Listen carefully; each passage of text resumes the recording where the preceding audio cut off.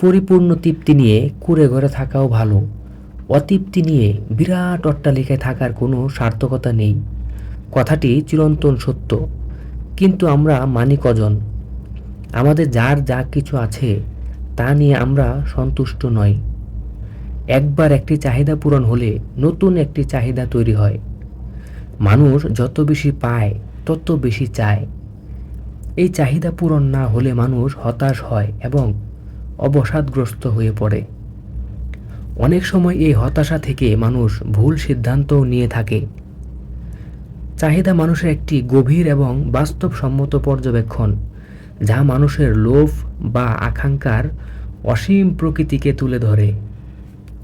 এই চাহিদার প্ররোচনায় মানুষ অনেক সময় বিভিন্ন অন্যায় ও পাপ কাজে লিপ্ত হয়, যার পরিণতি ইহকাল ও পরকাল কোথাও সুফল বয়ে আনে না।